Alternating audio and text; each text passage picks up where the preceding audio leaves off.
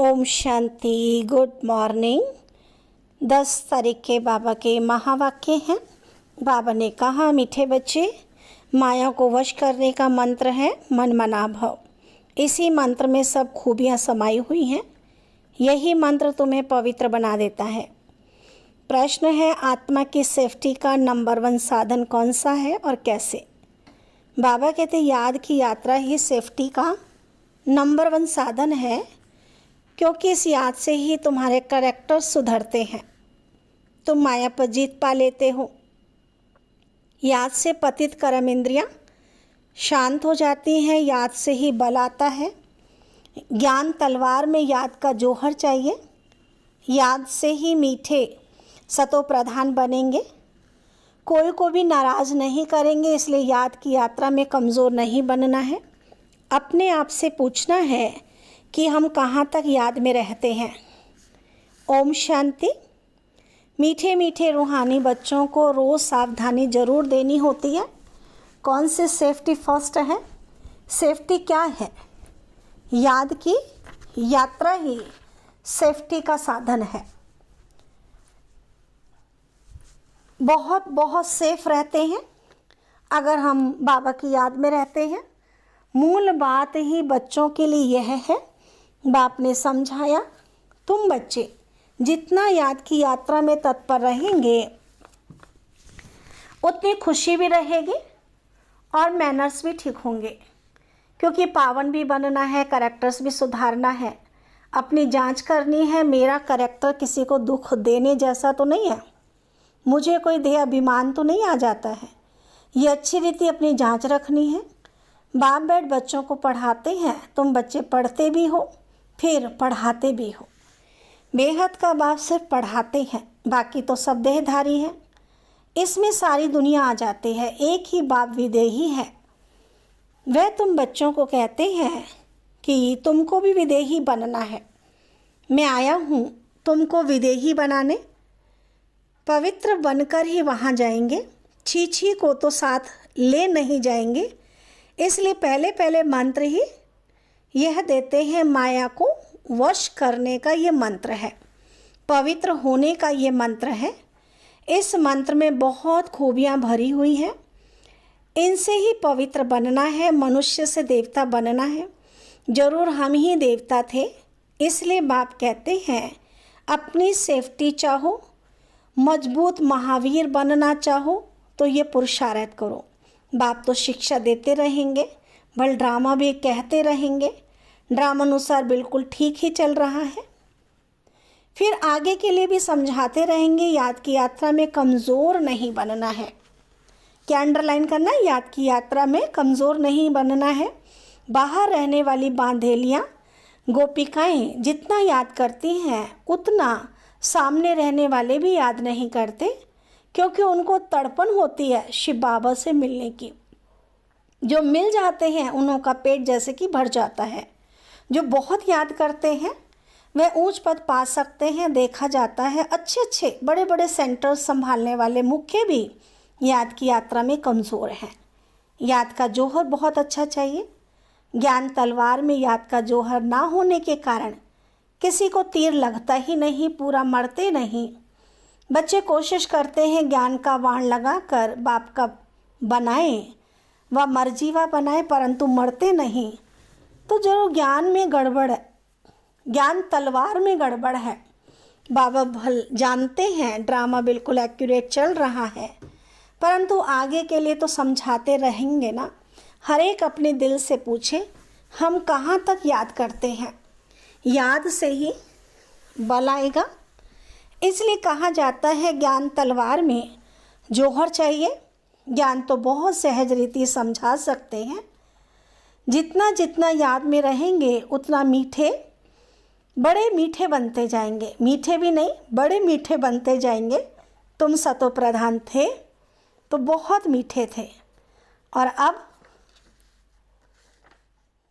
फिर सतो प्रधान बनना है। तुम्हारा स्वभाव भी बहुत मीठा चाहिए। कभी नाराज़ नहीं होना चाहिए। ऐसा वातावरण ना हो जो कोई रंज हो, ऐसी कोशिश करनी चाहिए, क्योंकि ये ईश्वरी कॉलेज स्थापन करने की सर्विस बहुत ऊंची है। विश्वविद्यालय तो भारत में बहुत गाए जाते हैं, वास्तव में वह है नहीं। विश्वविद्यालय तो एक ही होता है। तो बाप आकर सबको मुक्ति, जीवन मुक्ति देते हैं। बाप जानते हैं सारी दुनिया के जो भी मनुष्य मात्र हैं सब खत्म होने हैं। बाप को बुलाया भी इसीलिए कि छीछी दुनिया का खात्मा और नई दुनिया की स्थापना करो। बच्चे भी समझते हैं बरोबर बाप आया हुआ है। अभी माया का पंप कितना है, फॉल ऑफ पंपिया का खेल भी दिखाते हैं ना, पंपिया का खेल।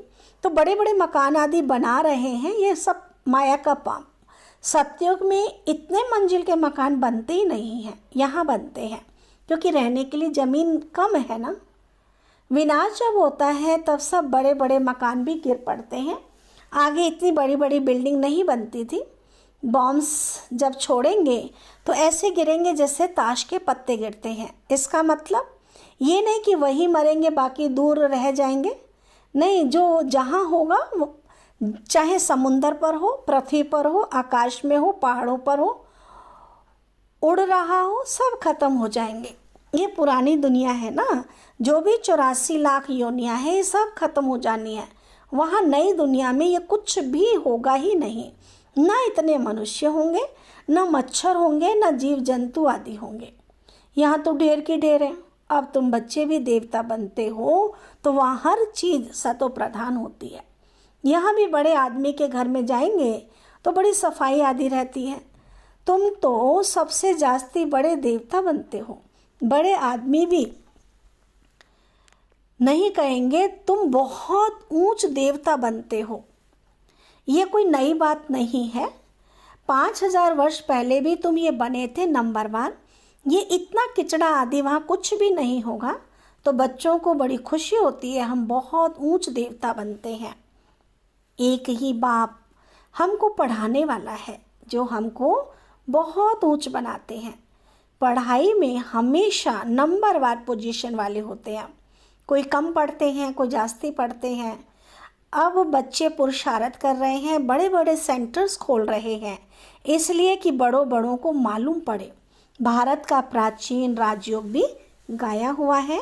खास विलायत वालों को जासे उत्सुकता होती रहती है। किस बात की? विलायत वाले किस चीज़ को सीखने के लिए उत्सुकता दिखाते? राजयोग सीखने की।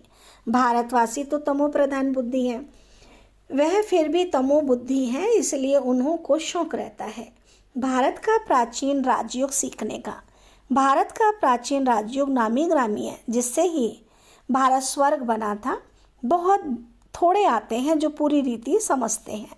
स्वर्ग हेवन पास हो गया तो फिर होगा जरूर हेवन अथवा पैराडाइज। सबसे वंडर ऑफ वर्ल्ड है।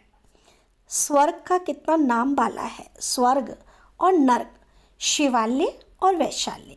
तो बच्चों को अब नंबरवार याद है कि हमको अब शिवालय में जाना है। वहाँ जाने के लिए शिव बाबा को याद करना है। वही पंडा है सबको ले जाने वाला। भक्ति को कहा जाता है रात, ज्ञान को कहा जाता है दिन। ये बेहद की बात है। नई चीज़ और पुरानी चीज़ में बहुत फ़र्क होता है। अब बच्चों की दिल होती है इतनी ऊंचे ऊंच पढ़ाई, ऊंचे ते ऊंचे मकान में हम पढ़ाएं तो बड़े बड़े लोग आएं। एक एक को बैठ समझाना पड़ता है। वास्तव में पढ़ाई व शिक्षा के लिए एकांत में स्थान होते हैं ना। ब्रह्म ज्ञानियों के भी आश्रम शहर से दूर दूर होते हैं और नीचे ही रहते हैं, इतने ऊपर की मंजिल पर नहीं रहते। अभी तो तमो प्रधान होने से शहर में अंदर घुस पड़े हैं, वह ताकत खत्म हो गई है।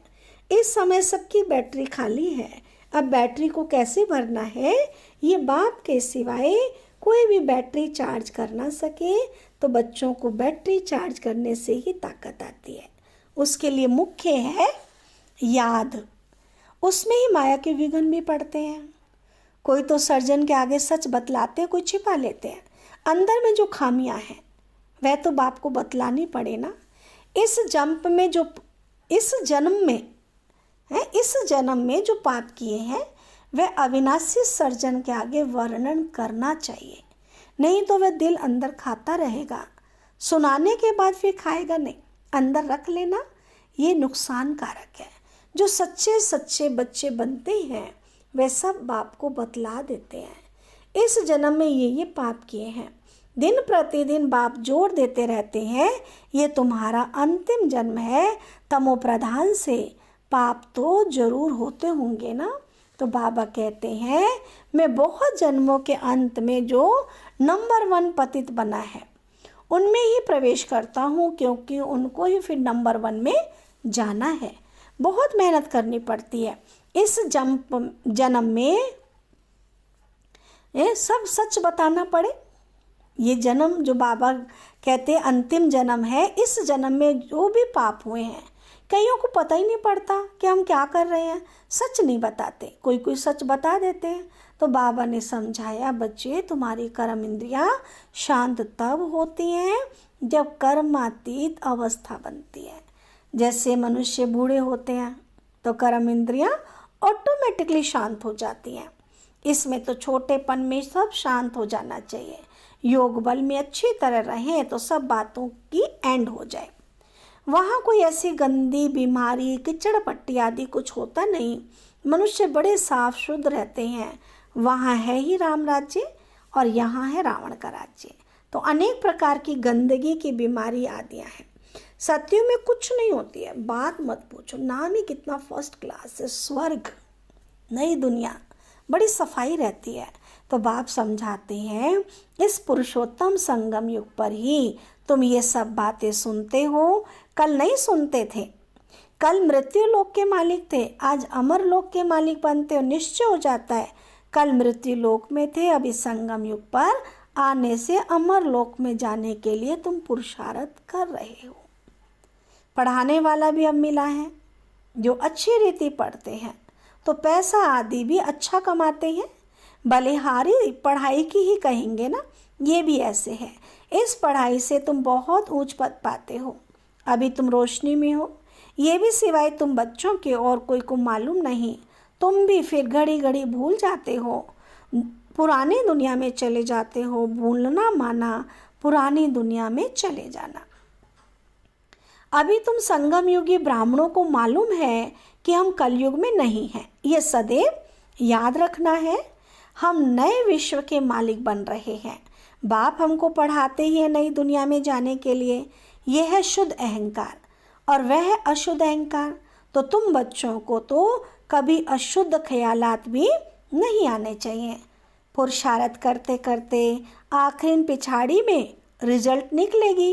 तो बाप समझाते हैं बच्चे इस समय तक हम सब पुरुषार्थी हैं। इम्तहान जब होता है ना तो नंबर वार पास होते हैं, फिर ट्रांसफ़र हो जाते हैं। तुम्हारी है बेहद की पढ़ाई जिसको सिर्फ तुम ही जानते हो। तुम कितना समझाते हो, नए नए आते रहते हैं बेहद के बाप से वर्षा पाने के लिए, बल दूर रहते हैं, फिर भी सुनते सुनते निश्चय बुद्धि हो जाते हैं। ऐसे बाबा के सम्मुख भी जाना चाहिए। जिस बाप ने बच्चों को पढ़ाया ऐसे बाप से सम्मुख तो जरूर मिलना चाहिए ना। समझ कर भी समझ कर ही यहाँ आते हैं ना। कोई नहीं समझे हुए हैं तो यहाँ आने से समझ जाते हैं। तो बाबा कहते दिल में कोई भी बात हो समझ में नहीं आती है तो भल पूछो। बाप तो चुंबक है, जिसकी तकदीर में है वह अच्छी रीति पकड़ सकते हैं, तकदीर में नहीं तो खलास सुना अनसुना कर देते हैं। यहाँ कौन बैठ पढ़ाते हैं? भगवान, उनका नाम है शिव। शिव बाबा ही हमको स्वर्ग की बादशाही देते हैं। फिर कौन सी पढ़ाई अच्छी? तुम कहेंगे हमको शिव बाबा पढ़ाते हैं जिससे 21 जन्मों की बादशाही मिलती है। ऐसे ऐसे समझाते समझाते ले जाते हैं। कोई तो पूरा ना समझने के कारण इतनी सर्विस नहीं कर सकते, बंधन की जंजीरों में जकड़े रहते हैं। शुरू में तो तुम कैसे अपने को जंजीरों से छुड़ाए कर यहाँ आए, जैसे कोई मातेले होते हैं ना, ऐसे। ये भी ड्रामा में पार्ट था जो कशिश हुई। ड्रामा में भट्टी बननी थी, जीते जी मरे, फिर माया की तरफ कोई कोई चले गए। युद्ध तो होती है ना, माया देखती है, इतनी बड़ी हिम्मत दिखाई है, अब हम भी ठोक कर देखते हैं कि पक्के हैं व नहीं। बच्चों की कितनी संभाल होती है, सब कुछ सिखलाते थे। तुम बच्चे एल्बम आदि देखते हो लेकिन सिर्फ चित्र देखने से भी समझ ना सके। कोई बैठ समझाए कि क्या क्या होता था, कैसे भट्टी में पड़े थे, फिर कोई कैसे निकले, कोई कैसे निकले। जैसे रुपए छपते हैं ना तो कोई कोई खराब हो पड़ते हैं। ये ईश्वरी मिशनरी है। ईश्वर बैठकर धर्म की स्थापना करते हैं। ये बात किसी को भी पता नहीं। बाप को बुलाते भी हैं परंतु जैसे तवाई समझते ही नहीं है। कहते हैं ये कैसे हो सकता है। माया रावण एकदम ऐसा बना देती है। शिव बाबा की पूजा भी करते हैं और फिर कह देते सर्वव्यापी। शिव बाबा कहते हैं कि सर्वव्यापी कैसे होगा। पूजा करते हैं, लिंग को शिव कहते हैं। ऐसे थोड़ी कि इसमें शिव बैठा है। अब पत्थर टिक्कर में भगवान को कहना, तो क्या सब भगवान ही भगवान है। भगवान अनलिमिटेड तो नहीं होंगे ना। तो बाप बच्चों को समझाते हैं। कल पहले भी ऐसे समझाया था। अच्छा, मीठे मीठे सिकीला दे बच्चों प्रति माता पिता बाप दादा का याद प्यार और गुड मॉर्निंग। रूहानी बाप की रूहानी बच्चों को नमस्ते। हम रूहानी बच्चों की रूहानी बाबा को नमस्ते। धारणा के लिए मुख्य सार है। बाबा कहते ऐसा मीठा वातावरण बनाना है जिसमें कोई भी नाराज ना हो। बाप समान विदेही बनने का पुरुषार्थ करना है। याद के बल से अपना स्वभाव मीठा और कर्म इंद्रियां शांत करनी है। सेकंड है सदा इसी नशे में रहना है कि अभी हम संगम युगी हैं, कलयुगी नहीं हैं। बाप हमें नए विश्व का मालिक बनाने के लिए पढ़ा रहे हैं। अशुद्ध ख्यालात समाप्त कर देने हैं। वरदान बाबा ने दिया, अकाल तख्त पर दिल तख्त पर बैठ सदा श्रेष्ठ कर्म करने वाले कर्मयोगी भव। डिटेल है, इस समय आप सभी बच्चों को 2 तख्त मिलते हैं। एक तख्त है अकाल तख्त और दूसरा तख्त है दिल का तख्त। लेकिन तख्त पर वही बैठता है जिसका राज्य होता है। जब अकाल तख्त नशीन है तो स्वराज्य अधिकारी है और बाप के दिल तख्त नशीन है तो बाप के वर्षे के अधिकारी हैं, जिसमें राज्य भाग्य सब आ जाता है। कर्म योगी अर्थात दोनों तख्त नशीन। ऐसी तख्त नशीन आत्मा का हर कर्म श्रेष्ठ होता है क्योंकि सब कर्म इंद्रियां लॉ और ऑर्डर पर रहती हैं। स्लोगन है, जो सदा सोमान की सीट पर सेट रहते हैं वही गुणवान और महान हैं। अच्छा, ओम शांति।